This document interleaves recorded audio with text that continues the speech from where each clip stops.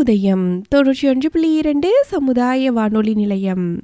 நேயர்கள் கேட்கவிருப்பது மூத்தோருக்கு முதல் வணக்கம்.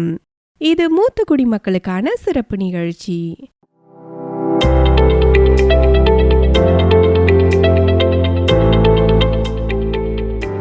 இந்திய அரசாங்கத்தின் சமூக நீதி மற்றும் அதிகாரமளித்தல் அமைச்சகம், இந்திய சமுதாய வானொலி கூட்டமைப்பு, மாநில சமூக நலத்துறை மற்றும் நமது புதிய உதயம் 91.2 சமுதாய வானொலி நிலையம் இணைந்து ஒளிபரப்பு செய்யும் நிகழ்ச்சிதான் மூத்தோருக்கு முதல் வணக்கம். இந்த நிகழ்ச்சி மூத்த குடிமக்களுக்கான நலத்திட்டங்கள் குறித்த விழிப்புணர்வு நிகழ்ச்சியாகும். இதுவரை மூத்தோருக்கு முதல் வணக்கம் நிகழ்ச்சியின் 18 அத்தியாயங்கள் வாயிலாக பல பயனுள்ள தகவல்களை தெரிந்து கொண்டோம். அந்த வகையில் இன்று 19வது அத்தியாயத்தினை கேட்கலாம். வாங்க நேயர்களே, நிகழ்ச்சிக்குள்ள போகலாம்.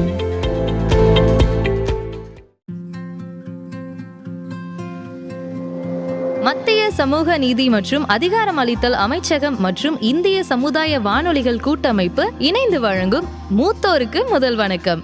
மூத்தோருக்கு முதல் வணக்கம்.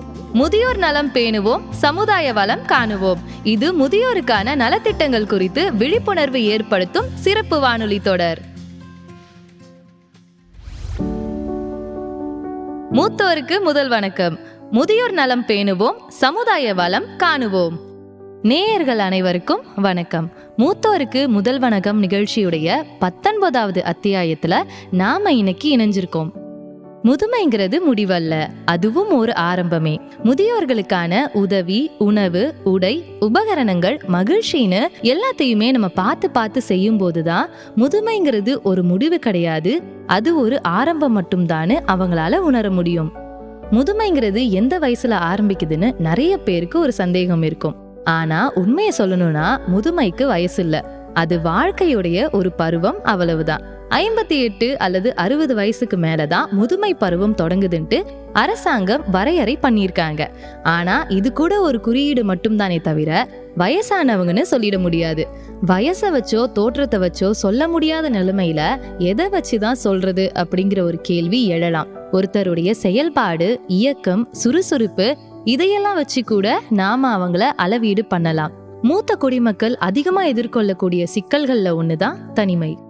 வேலையிலிருந்து ரிட்டையர் ஆகிறது, வாழ்க்கை துணைய இழக்கிறது, பேரன் பேத்திகளை பிரிஞ்சிருக்கிறது, கூட பழகிய நண்பர்களுடைய மரணம், முதியோர் இல்லங்களுக்கு அனுப்பப்படுறது, பேச்சு துணைக்கு ஆள் இல்லாம இருக்கிறது, இப்படி பல காரணங்கள்னால நிறைய பேருடைய முதுமை பருவம் தனிமையாலும் வெறுமையாலும் நிரப்பப்படுது. அப்படிப்பட்ட தனிமையை தவிர்க்கிறதுக்கும் சுறுசுறுப்போட இயங்குறதுக்கும் தேவையானது மனசுக்கு பிடிச்ச ஒரு வேலை. அப்படிப்பட்ட வேலை வாய்ப்புக்கான திட்டம் பத்தி தெரிஞ்சுக்கிறதுக்கு தான் மூத்தோருக்கு முதல் வணக்கம் நிகழ்ச்சியின் 19வது அத்தியாயம், மூத்த குடிமக்களுக்கான தன்னார்வ வாய்ப்புகள். உங்களுக்கு ஏற்கனவே நல்ல அறிமுகமான தாத்தா பாரத்தும் பேத்தி லட்சுமியும் இன்னைக்கு நிகழ்ச்சியில என்ன பேசுறாங்கன்னு கேட்டுலாமா?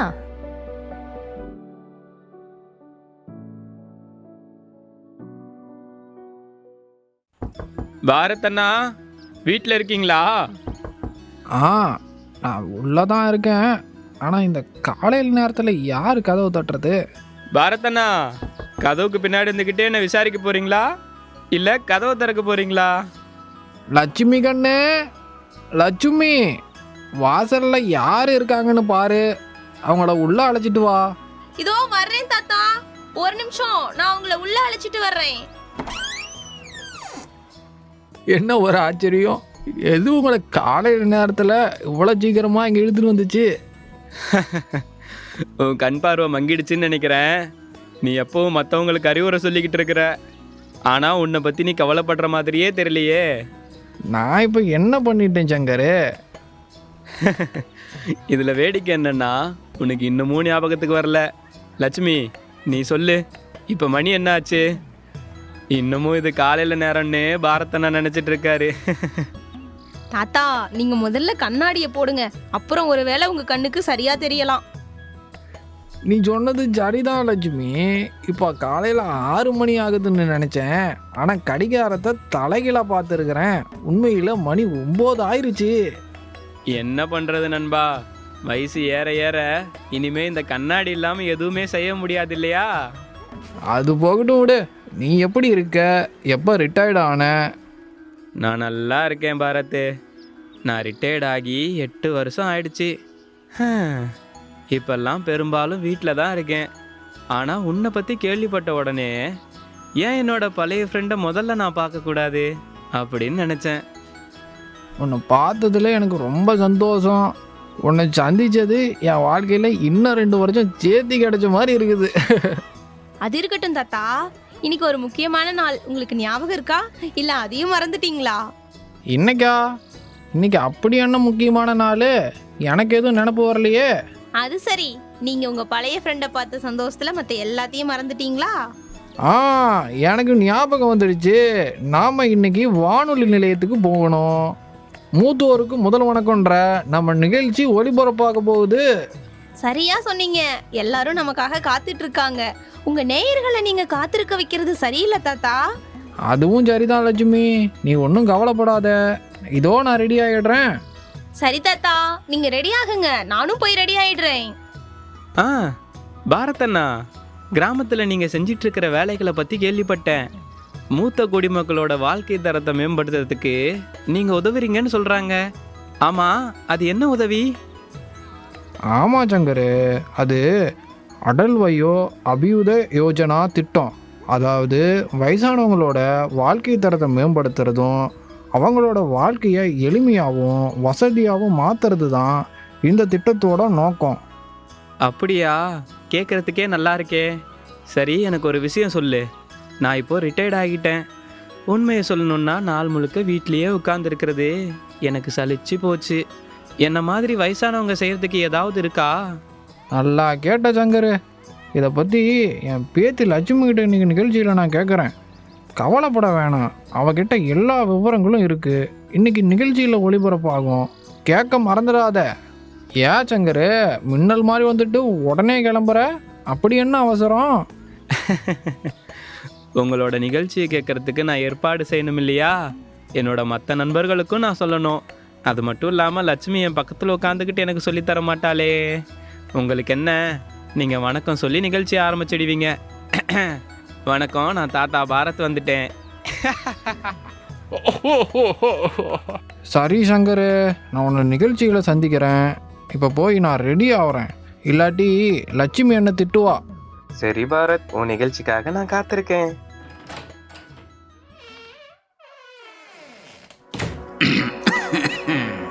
பல வருஷமா எங்களை மாதிரி வயசானவங்க சொல்றத கேட்க இங்க யாரு இருக்காங்க? இப்ப இருக்கிற அவசரமான வாழ்க்கை முறையில முதியோர்களான நாங்க மனசு விட்டு பேசுறதுக்கும் நாங்க பேசுறத காது கொடுத்து கேட்கறதுக்கும் ஆளே இல்ல. சின்ன சின்ன விஷயங்கள்ல உதவி பண்றதுக்கும் ஒரு கூட்ட நெரிசல்ல வழிவிடுறதுக்கும் கூட இங்க யாரும் தயாரா இருக்கிறது இல்ல. சில நேரங்கள்ல வயசான பெத்தவங்களை அவங்க குழந்தைகளே தனிமையில விட்டுட்டு போயிடுறாங்க. இந்த மாதிரி ஒரு நிலைமையில அவங்க சொல்றத யார் கேட்பாங்க? வணக்கம், எல்டர் லைன் தமிழ்நாடு.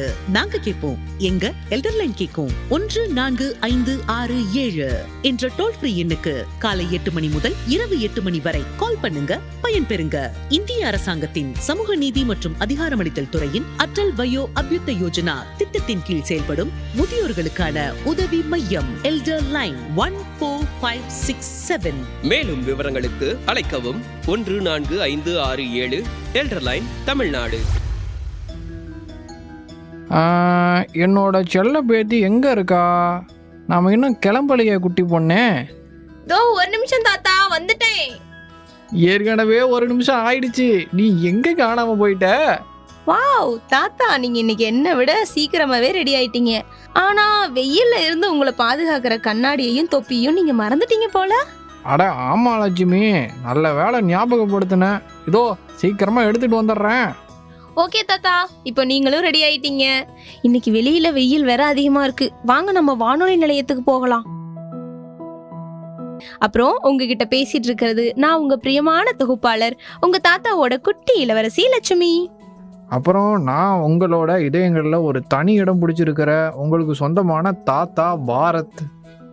அப்புறம் நாங்க 2 பேரும் சேர்ந்து உங்களுக்கு ரொம்ப விருப்பமான மூத்தோருக்கு முதல் வணக்கம் நிகழ்ச்சிக்கு உங்களை வரவேற்கிறோம். நண்பர்களே, இந்த நிகழ்ச்சி மூத்த குடிமக்களை கௌரவப்படுத்துறதுக்காக அர்ப்பணிக்கப்பட்ட ஒரு நிகழ்ச்சி. இந்த நிகழ்ச்சி மூலமாக முதியோருக்காக உருவாக்கப்பட்ட நலத்திட்டங்கள் பற்றின முக்கியமான தகவல்களை பற்றியும் அதில் எப்படி அவங்க பயனடையலாம் அப்படின்றத பற்றியும் விவாதிக்க போகிறோம். இதன் மூலமாக முதியோர்கள் பயனடையலாம். இந்த முயற்சியை இந்திய அரசின் சமூக நீதி மற்றும் அதிகாரமளித்தல் அமைச்சகம் இந்திய சமூக வானொலி கூட்டமைப்புடன் இணைந்து உங்களுக்காக வழங்குறாங்க. சமூக நீதி மற்றும் அதிகாரம் அளித்தல் அமைச்சகம் அனைவருக்கும் சமூக நலன் மற்றும் நீதியை உறுதி செய்யணும் அப்படின்னு முயற்சி பண்ணிட்டு இருக்காங்க. மாற்றுத்திறனாளிகள், பின்தங்கிய சமூகங்கள், மூத்த குடிமக்கள் மற்றும் பிற சிறப்பு குழுக்களை மேம்படுத்துவதற்கான புதிய கொள்கைகள் மற்றும் திட்டங்களை இவங்க தொடர்ந்து அறிமுகப்படுத்திட்டு இருக்காங்க. அது போகட்டும், என்னோட ஃப்ரெண்டு சங்கர் இன்னமும் வேலை செய்ய விரும்பக்கூடிய ஓய்வு பெற்றவங்களுக்கு இந்த திட்டங்களின்படி ஏதாவது ஏற்பாடு இருக்குதான்னு இன்னைக்கு காலையில் தான் கேட்டார். தாத்தா, உண்மையிலேயே இது ஒரு நல்ல கேள்வி. நாம ஏன் இன்னைக்கு அத்தியாயத்தில் இதை பற்றியெல்லாம் பேசக்கூடாது? அடல் வயோ அபியுதய யோஜனா, மூத்த குடிமக்களுக்கான தன்னார்வ வாய்ப்புகள் பற்றி இன்னைக்கு மூத்தோருக்கு முதல் வணக்கம் நிகழ்ச்சியில் பேசலாம். கேட்கறதுக்கே ரொம்ப சுவாரஸ்யமாக இருக்கு. ஆனால் தன்னார்வ வாய்ப்புகள்னா என்ன? எனக்கு கொஞ்சம் புரியலையே லட்சுமி கண்ணு. தாத்தா, நீங்க அடல் வயோ அபியுதய யோஜனா திட்டம் பத்தி கேள்விப்பட்டிருப்பீங்க. மூத்த குடிமக்களோட வாழ்க்கை தரத்தை மேம்படுத்துறதுக்கான இந்திய அரசாங்கத்தோட ஒரு முக்கியமான முயற்சி தான் இந்த திட்டம். முதியோர்கள் அவங்களோட அனுபவத்தையும் அறிவையும் சமூகத்துடைய நன்மைக்காக பயன்படுத்துறதுக்கான எல்லா வாய்ப்புகளையும் இந்த திட்டம் வழங்குது. இந்த முயற்சி மூலமா மூத்த குடிமக்கள் மன ரீதியாகவும் உடல் ரீதியாகவும் சமூக ரீதியாகவும் பல்வேறு சமூக செயல்பாடுகளில் பங்களிக்க முடியும். இதை கேட்கும்போது நம்பிக்கை தர மாதிரி தான் இருக்கு. ஆனால் இதுக்குள்ளார என்ன மாதிரியான தன்னார்வ வேலைகள் எல்லாம் இருக்கு? நிறைய இருக்கு தாத்தா. உதாரணத்துக்கு சொல்லணும்னா, கல்வித்துறையில் மூத்த குடிமக்கள் குழந்தைங்களுக்கு பயிற்சி அளிக்கலாம். சமூகம் சார்ந்த நீதி சார்ந்த துறைகளில் இளைய தலைமுறைக்கு வழிகாட்டலாம். அதே சமயம் அவங்க எந்த துறையில் அனுபவம் வாய்ந்தவங்களா இருக்காங்களோ அந்த துறை அடிப்படையில் தொழில் வழிகாட்டுதல்களையும் வழங்கலாம். இல்லைன்னா கணினி அறிவு, மொழி தேர்ச்சி, எழுதுதல், இந்த மாதிரியான பல திறன்கள் மூலமாக இளைஞர்களுக்கு பயிற்சி கொடுக்கலாம் தாத்தா. ஆனால் எல்லா மூத்த குடிமக்களுக்கும் கற்பிக்கிறதுக்கான திறன் இருக்காதே, அப்போ என்ன பண்ணுறது? கவலைப்படாதீங்க தாத்தா, அரசாங்கமும் இதை பற்றி யோசிச்சிருக்காங்க. டிஜிட்டல் இந்தியா இயக்கத்தின் மூலமா மூத்த குடிமக்கள் டிஜிட்டல் திறன்களை வளர்த்துக்கிறதுக்கான சிறப்பு முயற்சிகளும் எடுத்துட்டு இருக்காங்க. ஓ அப்படியா? இந்த டிஜிட்டல் இந்தியா இயக்கத்தில் என்னெல்லாம் இருக்கும்? டிஜிட்டல் கல்வி அறிவு பெற்ற மூத்த குடிமக்கள் தொழில்நுட்பத்தை எப்படி பயன்படுத்துறது அப்படின்றத பற்றி பெரியவங்களுக்கும் இளைஞர்களுக்கும் பயிற்சி அளிக்க முடியும். இந்த பணியின் மூலமா ஆன்லைன் சேவைகளை எப்படி அணுகிறது, மின் ஆளுமை தளங்களை எப்படி பயன்படுத்துறது, அது மட்டும் இல்லாமல் டிஜிட்டல் உலகத்தை எப்படி வழிநடத்துறதுன்னு அவங்கள சுயமாகவும் தொழில்நுட்ப ஆர்வலர்களாகவும் மாத்துறது எப்படின்றத பற்றி அவங்களுக்கு கற்பிக்கப்படுது. இப்போ புரிஞ்சுதா தாத்தா? ஆஹா, என்ன மாதிரி இருக்கக்கூடிய மூத்த குடிமக்களுக்கு இது ரொம்ப பயனுள்ளதா இருக்கு. பொறுங்க தாத்தா, இன்னும் நிறைய இருக்கு. மூத்த குடிமக்களுடைய கவலைகள் பற்றியும் அவங்க மேலே செலுத்த வேண்டிய அக்கறை பற்றியும் விவாதித்து புதிய கொள்கைகளை செயல்படுத்துறதுக்கான ஒரு தேசிய கவுன்சில் அமைக்கிறது மூலமாக அரசாங்கம் இன்னும் ஒரு படி மேலே போயிருக்கு. இந்த கவுன்சில் முதியோர்கள் சமூகத்தோட இணைஞ்சி செயல்பட புதிய வாய்ப்புகளை உருவாக்குது. அதே நேரத்தில் அவங்களோட தேவைகள் மற்றும் பரிந்துரைகள் அரசாங்க திட்டங்களில் இணைக்கப்படுறதையும் உறுதி செய்யுது. ஆச்சரியமா இருக்கு. நம்ம அரசாங்கம் உண்மையிலேயே முன்னேற்றத்தை பத்தி சிந்திக்குது இல்லையா? ரொம்ப சரியா சொன்னீங்க தாத்தா. அதே சமயம் மூத்த குடிமக்கள் பாரம்பரிய கலைகளையும் கலாச்சாரத்தையும் பாதுகாக்கவும் அதை அடுத்த தலைமுறைக்கு எடுத்துட்டு போகவும் ஊக்குவிக்கப்படுறாங்க. பெரியவர்கள் நம்ம பாரம்பரியத்தை மேம்படுத்துறதுக்கு கலாச்சார நிகழ்ச்சிகளையும் பட்டறைகளையும் கூட நடத்தலாம். லட்சுமி, அன்னைக்கு ஒரு நாள் என்னோட லாயர் ஃப்ரெண்டு மூத்த குடிமக்கள் வேலைக்கு பதிவு பண்ணக்கூடிய ஒரு ஹோட்டல் பற்றி சொன்னது உனக்கு ஞாபகம் இருக்கா? தாத்தா, அவர் ஹோட்டலை பற்றி பேசல, அவர் ஒரு போர்ட்டல் பற்றி தான் பேசினாரு. அது ஒரு அதிகாரப்பூர்வமான வெப்சைட், உங்களுக்கு கூட தெரியுமே. ஆமா, இப்போ ஞாபகம் வந்துடுச்சு. பட்டன் போர்ட்டல் மாதிரி இருந்தது. இல்ல தாத்தா, இல்ல, அது சக்சம் போர்ட்டல். ஆமா நேயர்களே, நல்லா கவனமாக கேளுங்க. இது பட்டன் போர்ட்டல் இல்லை, சக்சம் போர்ட்டல். ஆனால் லட்சுமி, சரியாக சொல்லணும்னா இந்த போர்ட்டல்னா என்ன? அப்படி கேளுங்க தாத்தா. சக்ஷம் போர்ட்டல் அப்படின்றது மூத்த குடிமக்கள் மற்றும் அனுபவம் வாய்ந்த நிபுணர்கள் தங்களுடைய திறன்களின் அடிப்படையில் வேலை தேடுறதுக்கும் தன்னார்வ வாய்ப்புகளை வழங்குறதுக்கும் உதவக்கூடிய வகையில் வடிவமைக்கப்பட்ட அரசாங்கத்தோட ஒரு முயற்சி. முதியவர்களுடைய நிபுணத்துவம் அப்புறம் அவங்களுடைய ஆர்வத்தோட பொருந்தக்கூடிய அர்த்தமுள்ள பொறுப்புகளை அவங்களுக்கு கொடுக்கறது மூலமா அவங்கள மேம்படுத்துறதுக்கான ஒரு முக்கியமான முயற்சி இது. அது மட்டும் இல்லாம அவங்க சமூகத்துக்கும் பொருளாதாரத்துக்கும் பங்களிக்கிறவங்களா இருக்கிறத இது உறுதி செய்யுது. ஓ, உண்மையிலேயே இது மூத்த குடிமக்களுக்கு ஒரு வரப்பிரசாதம்னு தான் சொல்லணும். ஆமா, இந்த போர்ட்டல் உண்மையிலேயே என்ன வழங்குது? தாத்தா, இந்த போர்ட்டல் உண்மையிலேயே ரொம்ப புரட்சிகரமானது. இது முதியவங்களுக்கு அவங்களுடைய திறன்கள் மற்றும் அனுபவத்தின் அடிப்படையில் முழு நேர வேலைகள், பகுதி நேர வேலைகள், ஃப்ரீலான்ஸ் வேலை வாய்ப்புகளையும் வழங்குது. இது அவங்கள ஆலோசகர்களா, பயிற்சியாளர்களா அல்லது நிர்வாக பணிகளில் பணியாற்றவும் அனுமதிக்குது. அவங்க தன்னார்வ தொண்டு நிறுவனங்களோட இணைஞ்சி தன்னார்வ தொண்டும் கூட செய்யலாம், நலத்திட்டங்களில் பங்கேற்கலாம், கல்வி, சுகாதாரம் அப்புறம் சுற்றுச்சூழல் நிலைத்தன்மை போன்ற துறைகளுக்காகவும் பங்களிக்கலாம். அது மட்டும் இல்லை தாத்தா, இந்த போர்ட்டல் டிஜிட்டல் எழுத்தறிவு மற்றும் புதிய தொழில்நுட்பங்களில் பயிற்சியையும் வழங்குது. இது மூத்த குடிமக்கள் நவீன உலகத்துக்கு தகுந்த மாதிரி மாறுறதுக்கு உதவுது. கூடுதலா மூத்த குடிமக்கள் இந்த தளத்தின் மூலமா தொழில் வழிகாட்டுதல்களை பெறலாம், இளம் நிபுணர்களுக்கு வழிகாட்டியாவும் இருக்கலாம். இன்னும் நிறைய இருக்கு தாத்தா. இது அற்புதமா இருக்கே.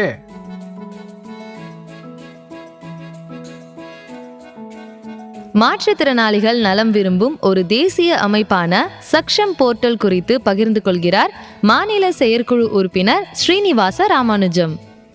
ஆமா, சக்ஷம்ங்கிறது பெரிய அமைப்பு நம்முடைய பாரத தேசத்துல. இந்த சக்ஷம்ங்கிறதுக்கு மீனிங் என்னன்னா சமதிருஷ்டி சமதா விகாஸ் ஏவம் அனுசத்தான் மண்டல். இதனுடைய சுருக்கம் தான் சக்ஷம். புரியுதுங்களா? இது மாற்றுத்திறனாளிகள் நலம் விரும்பும் ஒரு தேசிய அமைப்பு. இந்த அமைப்பு தேசம் முழுக்க மாற்றுத்திறனாளிகளுக்கு உதவி செய்வதற்காக எடுக்கப்பட்ட ஒரு அமைப்பு. இதுல நான் மாநில செயற்குழு உறுப்பினராக இருந்தேன். இதுல இருக்கக்கூடிய அதிகாரிகளுக்கு வருஷத்துல 2 தடவை அல்லது 1 தடவை சென்னையில இதுக்கான வகுப்பு இருக்கு. அந்த வகுப்புல ட்ரைனிங் கொடுப்பாங்க. அவர்களுக்கு என்ன தேவை, வேலை வாய்ப்பா அல்லது அவங்க உடம்புல இருக்கக்கூடிய விஷயங்களை அவங்கள ஹாஸ்பிட்டல்ல வச்சு எப்படி பார்க்கறது அப்படிங்கிறதுல இருந்து ஆரம்பிச்சு கடைசி வரலும் பொறுப்பெடுத்து செய்யக்கூடியவங்க எப்படி இருப்பாங்களோ அது எல்லாமே அவங்க ட்ரைனிங் கொடுப்பாங்க. அங்க ட்ரைனிங் முடிச்சுட்டா சர்டிபிகேட்டும் கொடுத்துருவாங்க. இவங்களுக்கு கிடைக்கக்கூடிய விஷயங்கள்ல அங்க இருக்கக்கூடிய மாற்றுத்திறனாளிகளுக்கு அரசு உதவியிலிருந்து தேவையானத அவங்க செய்வாங்க. அது ஒவ்வொரு கலெக்டரேட்லயும் அதுக்கான ஆபீஸ் இருக்கு, அலுவலகம் இருக்கு. இப்ப நம்ம சேலத்தில் இருக்கோம்னா சேலத்துல ஒரு அலுவலகம் இருக்கு. இது மாற்றுத்திறனாளிக்காகவே வைக்கப்பட்ட அந்த அலுவலகம் அவங்களுக்கு என்ன தேவையோ அந்த தேவைகள் எல்லாம் உரியவர்களுக்கு போய் சேர்த்துவாங்க. அதுக்கு கவர்மெண்ட்ல கூட நம்ம போய் நம்ம செஞ்சுக்கலாம். கவர்மெண்ட் ஹாஸ்பிட்டல்ல ட்ரீட்மெண்ட் எடுத்துக்கலாம். அவங்களுக்கு எவ்வளவு பாதகம் ஏற்பட்டிருக்கு. இப்போ கால் நடக்க முடியல அப்படின்னா நம்ம கவர்மெண்ட் ஹாஸ்பிட்டல்ல போய் அதுக்கான டாக்டர்கிட்ட பேசிட்டு அவர் சர்டிஃபிகேட் பண்ணுவார். இவருக்கு இந்த மாதிரி உதவி தேவை அப்படின்னு அவர் சர்டிஃபிகேட் பண்ணிடுவார். அந்த சர்டிஃபிகேட்டை டிடிஆர்ஓ ஆஃபீஸ் இருக்குல்ல கலெக்டரேட்ல, அந்த ஆஃபீஸுக்கு போனோம்னா அங்கே அதிகாரிகள்லாம் இருக்காங்க. ஐயோ, அந்த டாக்டர்ஸ் என்ன ரெக்கமெண்ட் பண்ணாங்களோ அந்த பொருளை அவங்க கவர்மெண்ட்ல இருந்து வாங்கி கொடுத்துருவாங்க உங்களுக்கு இலவசமாக. இது தேசம் முழுக்க இருக்கக்கூடிய ஒரு அமைப்புங்கிறதுனால இலவசமா தான் செய்யறாங்க. இவங்க பணம் வாங்கிட்டு செய்யறது இல்ல. இதுல அதிகாரிகள்லாம் இருக்காங்கல்ல, சேவை செய்வதற்காக இருக்காங்கல்ல, அவங்க யாருமே அவங்களுக்கு சம்பளம் கிடையாது. 21 வகையான மாற்றுத்திறனாளிகளுடைய நோய் இருக்குது. இப்போ உடனே கால் சரியில்லை, அவங்களுக்கு கால் கிடைக்கணும் அப்படின்னா கால் 40,000 ரூபாய் ஆகுது ஒரு கால் செய்யறதுக்கு. அதை செஞ்சு அதுக்கு அப்புறமேல நடக்கிற மாதிரி ஏற்பாடு பண்ணிடுவாங்க. அவர் போய் படிக்கணும் அல்லது வேலைக்கு போகணும் அப்படின்னா அவருக்கு அதுக்கு தேவையான ஒரு வண்டி வேணும். அந்த வண்டியை அவங்க ஃப்ரீயா கொடுப்பாங்க. இன்னும் கூட நான் என்ன வேணுமா சொன்னோம்னா, ஒருத்தருக்கு கல்யாணம் ஆகுது. கல்யாணம் ஆனவுன்னா அவங்க வீட்டுல ஒரு பையனோ வேற யாரோ இருக்காங்க. இப்போ அப்பா அம்மா ஒரு பையன் இருக்காங்க. அவர் ஆக்சிடென்ட்ல ஒரு கால் இழந்துடுறாரு. அப்போ அந்த குடும்பம் எப்படி வளரும்? வளராது, கஷ்டப்படும். அந்த மாதிரி இருக்கவங்களுக்கு என்ன உதவி வேணும்னு முதல்ல போய் கேட்பாங்க. அவர் நம்மளே அணுகினால் அல்லது நாம அவங்கள அணுகினா அவங்களுக்கு தேவையான விஷயங்களை, அப்ப அவங்களுடைய வாழ்வாதாரத்தை எப்படி நாம் கவனிச்சுக்கணும் அப்படிங்கிறதுக்காக அவங்கள வர சொல்லி அவங்கள பத்தின விஷயங்களை எல்லாம் தெரிஞ்சுக்கிட்டு, சரி இப்போ அவரு நீ உன்னால என்னப்பா செய்ய முடியும்? ஐயா, என்கிட்ட ஒரு மாடு இருந்ததுன்னா நான் பால் கறந்து அதுல கிடைக்கிற பணத்தை வச்சு என் குடும்பத்தை நான் ஓட்டிப்பேன் அப்படின்னு சொல்றாருன்னு வச்சுங்களேன். நாட்டு மாடுகள், இந்த நாட்டு மாடுகள்ல இவருக்கு எத்தனை கொடுக்க முடியும் அப்படின்னு சொல்லி பார்த்து அதை கொண்டாந்து கொடுத்துருவாங்க. அவர் பால் எடுத்து அதை விற்று அந்த பணத்துல அவர் குடும்பத்தை நடத்த முடியறவர்களும் செஞ்சு கொடுத்துருவாங்க. இப்ப அவரு மாற்றுத்திறனாளியா இருந்தாலும் அவருடைய குடும்பம் நல்லபடியா நடக்குது இல்லவா? அது மாதிரி ஒவ்வொரு விஷயங்களும் எல்லாமே பார்த்து அவங்களுக்கு தேவையான உதவிகளை எல்லாம் செய்வாங்க. வேலை வாய்ப்பு ஏற்பாடு பண்ணி தராங்க. சக்சம்ங்கிறது இப்போ தமிழ்நாடு மட்டும் அல்லாமல் எல்லா மாநிலங்கள்லயும் இது இருக்கு. சக்ஷம் போர்ட்டல் அமைப்பில் பணிபுரிந்த தன்னுடைய அனுபவம் குறித்து பகிர்ந்து கொள்கிறார் மாவட்ட மகிழா குழு உறுப்பினர் சக்தி ஆர் ஸ்ரீலக்ஷ்மி. இது ஒன்லி மாற்றுத்திறனாளிக்கு மட்டும்தான் கண்ணு. முதியோருக்கு அப்படின்னா யாராவது முடியாத இருக்கிறாங்க அப்படின்னா கேக்குறாங்க அப்படின்னும் போது அவங்களையும் அவாய்ட் பண்ணாம அவங்களுக்கு என்ன உதவி வேணுமோ அவங்கள ஒரு டோனர்ஸை பிடிச்சோ அல்லது ஒரு தன்வந்தரை பிடிச்சோ அவங்களுக்கும் இயன்ற அளவுக்கு உதவிகளை செஞ்சுட்டு இருக்காங்க. இன்னொன்னு, இதுல ஸ்டாஃப்ஸ் கிடையாதுமா, அதாவது சேலரி பேசஸ் கிடையாது. இதுல அத்தனை பேரும் ஒன்லி பொறுப்பாளர்கள், தன்னார்வலர்கள். அதாவது அவங்க வேலையில அவங்க சம்பாதிச்சுக்கணும். அதுக்கு மேற்கொண்டு அவங்க டைமை கொடுக்கறவங்க, பொருளாதாரத்தை கொடுக்கறவங்க, அந்த மாதிரி தான் எல்லாருமே பொறுப்பாளர்கள் தான் இருக்காங்களே தவிர சேலரி பேசஸ் கிடையாது. பெரிய பெரிய டாக்டர்ஸ் எல்லாம் இதுல கல்யாணம் கூட பண்ணிக்காம உள்ள வந்திருக்காங்க. அந்த மாற்றுத்திறனாளிகளுக்கு ட்ரீட்மெண்ட் கொடுக்கும் போது அந்த மாற்றுத்திறனாளிகளுடைய அந்த ஆக்டிவிட்டிஸ் பார்த்துட்டு சுகுமார்ஜி அப்படின்னு சொல்லி ஒருத்தர்மா, கிட்டத்தட்ட இப்போ அவருக்கு வயசு எப்படியும் ஒரு 85 பக்கம் இருக்கும். அவர் அந்த காலத்து டாக்டர். ஆட்டிசம் குழந்தைங்களுக்கு அவர் ஒரு கேம்ப் போட்டிருந்திருக்காங்க அவர் டாக்டரா இருக்கும்போது. அப்போ அதுல அவர் பார்த்த விஷயங்கள் அவர் மீட்டிங்ல ஷேர் பண்ணிக்கிட்டது, அத்தனை பேர்கிட்டையும் அவர் ஷேர் பண்ணிக்கிட்டது நான் உங்களுக்கு ஷேர் பண்றேன். அப்படி அவர் தலைமையில ஒரு முகாம் நடந்தப்போ ஒரு ஆட்டிசம் குழந்தை பக்கத்தால இருக்கிற குழந்தைக்கு பகிர்ந்து சாப்பிடணும்ன்ற உணர்வு இருக்கு, நம்ம மாற்றுத்திறனாளிகளா இருக்கோம் அப்படின்னு சொல்லிட்டு தன் லைஃப்ல கல்யாணமே பண்ணிக்காம மாற்றுத்திறனாளிகளுக்கு சேவை செய்யறதுக்காகவே தன்னை ஆட்படுத்திக்கிட்டாரு. அவர் 85 வயசு வரைக்கும் அவரால் முடிஞ்ச வரைக்கும் சேவையில தான் இருந்தாரு. சக்ஷம்ல ஆல் இண்டியா லெவல்ல பொறுப்புல அவர் தான் தலைவரா இருந்தாரு. இங்க சேலத்துக்குலாம் ஒரு 2-3 நிகழ்ச்சி வந்திருந்தாரு. அவர் கொடுத்த ஸ்பீச்ல இந்த ஸ்பீச்சும் அவர் கொடுத்ததான். அவருடைய அவர் எப்படி இந்த இதுக்குள்ள வந்தாரு அப்படின்றதுக்காக அவர் கொடுத்தாரு. இத்தனைக்கும் அவர் பெரிய அந்த காலத்திலேயே டாக்டருக்கு படிச்சிருக்காரு அப்படின்னா அப்பெல்லாம் படிப்புக்கு நிறைய செலவு பண்ணில படிக்க வச்சிருந்திருப்பாங்க. வசதியான குடும்பமா, எல்லாரும் டாக்டர் இன்ஜினியர்னு அந்த காலத்துல படிச்ச குடும்பமா, சொத்து ரொம்ப அதிகமா. இவருடைய சொத்தை அப்படியே இந்த மாற்றுத்திறனாளிகளுக்கு எழுதி வச்சுட்டாராமா. அவ்வளவு ஒரு விஷயங்கள்லாம் இதுக்குள்ள இருக்கு. அதாவது இதை பொறுத்த வரைக்கும் காசுன்ற வார்த்தையே அங்க கிடையாதுடா. எல்லாருமே அவங்க ஆர்வத்தோட செய்யறவங்க தான். இந்த மாதிரி விஷயங்கள் இதுல நிறைய அவங்களுடைய இன்வால்மெண்ட் எல்லாம் ஒவ்வொரு பொறுப்பாளர்களும் செஞ்சிட்டு இருக்காங்க. இது உங்களுக்கு பயனுள்ளதா இருந்ததுன்னா பயன்படுத்திக்கோங்க. லட்சுமி கண்ணு, இந்த சக்ஷம் போர்ட்டல் உண்மையிலேயே மூத்த குடிமக்களான எங்களுக்கு கிடைச்ச ஒரு ஆசீர்வாதம் தான் சொல்லணும். நான் இதில் எப்படி பதிவு பண்ணணும்? சீக்கிரமா சொல்லு. ஓ தாத்தா, இது ரொம்ப ஈஸி. நான் சொல்ல போற எளிமையான வழிமுறைகளை பின்பற்றினாலே போதும். முதல்ல சக்ஷம் போர்ட்டலோட அதிகாரப்பூர்வ வலைதளத்தை பார்க்கணும். அடுத்ததா ரெஜிஸ்டர் அல்லது சைன் அப் ஆப்ஷனை தேர்ந்தெடுக்கணும். உங்களோட பெயர், தொடர்பு எண், வயது, கல்வி தகுதிகள், உங்களோட துறை சார்ந்த அனுபவம், இந்த மாதிரியான விவரங்களை நிரப்பணும். உங்களோட ஆதார் அட்டை, பேன் கார்டு, கல்வி சான்றிதழ்கள் இந்த மாதிரி தேவையான ஆவணங்களையும் பதிவேற்றணும். அதுக்கப்புறம் வேலை அல்லது தன்னார்வ பணிக்காக உங்களுக்கு விருப்பம் இருக்கக்கூடிய துறையை நீங்க தேர்ந்தெடுக்கணும். பதிவு செய்த உடனே போர்ட்டல்ல கிடைக்கக்கூடிய வேலை மற்றும் தன்னார்வ வாய்ப்புகளை தேடி உங்களோட திறமைக்கும் விருப்பத்துக்கும் பொருந்தக்கூடிய ஒரு வேலைக்கு விண்ணப்பிக்கலாம். நீங்க விரும்பிய வேலை அல்லது தன்னார்வ வாய்ப்பை கிளிக் பண்ணி விண்ணப்பிக்கணும். தேவையான விவரங்களையும் நிரப்பணும். உங்களோட விண்ணப்பத்தை சமர்ப்பிக்கணும். அவ்வளவுதான். ரொம்ப எளிமையா தெரியுதே லட்சுமி. இதுக்கு என்னென்ன தகுதிகள் வேணும்? தகுதிகளும் இருக்கு தாத்தா. குறைந்தபட்சம் 60 வயது அல்லது அதற்கு மேல இருக்கலாம். அரசு அல்லது தனியார் துறையில இருந்து ஓய்வு பெற்ற நிபுணர்கள் சில சிறப்பு பணிகளுக்கு விண்ணப்பிக்கலாம். குறைந்தபட்ச கல்வி தகுதின்னு எதுவும் இல்லை. அனுபவம் அப்புறம் திறமைகள் அடிப்படையில வாய்ப்புகள் வழங்கப்படுது. நிர்வாகம், கல்வி, மேலாண்மை, மருத்துவம், கணக்கியல், தொழில்நுட்பம் அல்லது பிற துறைகள்ல முன்னனுபவம் இருந்துச்சுன்னா ரொம்ப நல்லது. டிஜிட்டல் மற்றும் கணினி திறன்களை கொண்ட மூத்த குடிமக்களுக்கு முன்னுரிமை அளிக்கப்படுது.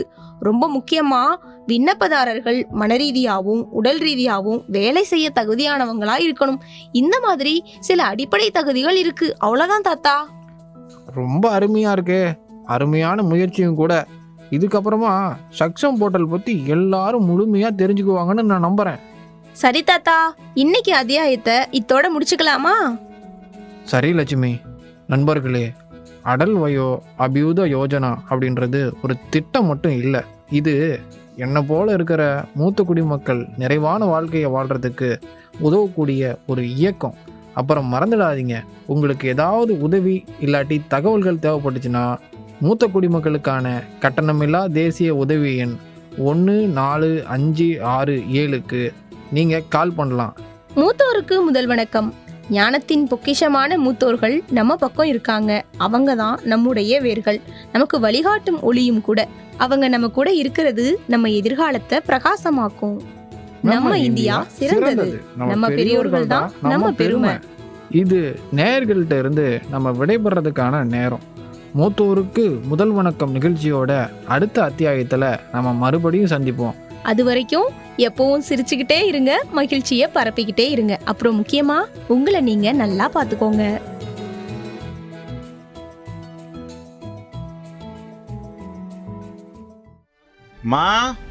அம்மா. அடடே ராஜாவா, இப்பதான் உன்னை நினைச்சிட்டு இருந்தேன். வந்துட்டியா கண்ணு? எவ்வளோ நாள் ஆச்சு உன்னை பார்த்து. ஆமா, கவிதா வரல? சரி, நல்லா இருக்கியா? சாப்பிட்டியா? வேலையெல்லாம் எப்படி போகுது? என்னம்மா வந்ததும் இத்தனை கேள்வியா? நானே வேலை டென்ஷன்ல வந்திருக்கேன். இரு, ரெஸ்ட் எடுத்துட்டு வந்து பேசுறேன். சரி கண்ணு, டீ போட்டு தரவா? இல்ல வேணாமா, நான் ரூமுக்கு போய் தூங்குறேன். பாட்டி எப்படி இருக்கீங்க? கவிதா, வா வா வா வா, நான் நல்லா இருக்கேன். நீ எப்படி இருக்க? நான் நல்லா தான் இருக்கேன். ஆமா, உன் ஃபேஸ் ஏன் டல்லா இருக்கு? டல்லா இருக்கா? அப்படிலாம் ஒண்ணும் இல்ல கவிதா.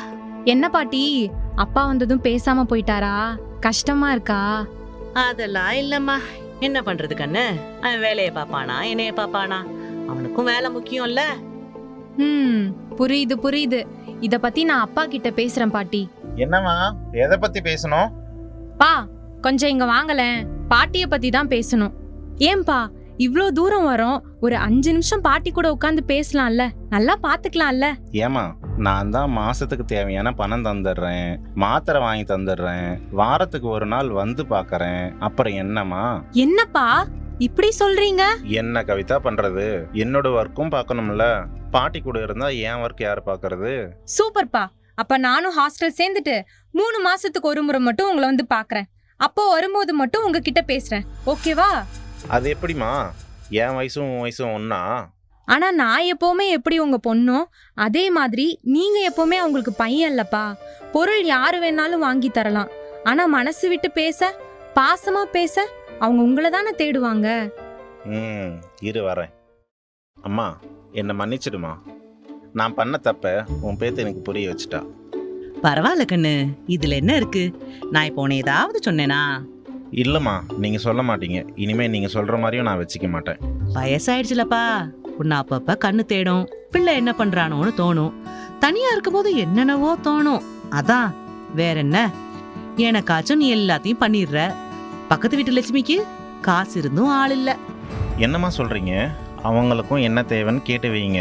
நான் உங்களுக்கு வாங்கும்போது அவங்களுக்கும் சேர்த்து வாங்கிட்டு வந்துடுறேன். இனி வாரத்துக்கு ஒரு நாள் வந்தாலும் அந்த நாள் முழுக்க உங்களுக்கு தான். அப்பாடா, இப்பதான் எனக்கு சந்தோஷம். நிச்சயமா கண்ணு, எப்ப இந்த நாள் வரும்னு காத்துக்கிட்டு இருந்தேன். குடும்பமா வாங்க, சந்தோஷமா இருங்க, என்கிட்ட பேசுங்க, அதுவே போதும்.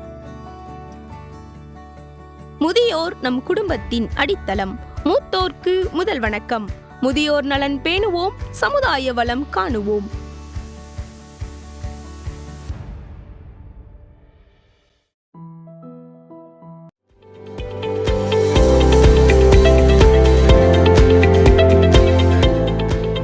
இதுவரை மூத்தோருக்கு முதல் வணக்கம் நிகழ்ச்சியின் 19வது அத்தியாயத்தில் மூத்த குடிமக்களுக்கான நலத்திட்டங்கள் குறித்து பல பயனுள்ள தகவல்களை தெரிந்து கொண்டோம். மேலும் இது போன்ற மூத்த குடிமக்களுக்கான நலத்திட்டங்கள் குறித்து தெரிந்து கொள்ள தவறாமல் கேளுங்கள் மூத்தோருக்கு முதல் வணக்கம். நன்றி நேயர்களே.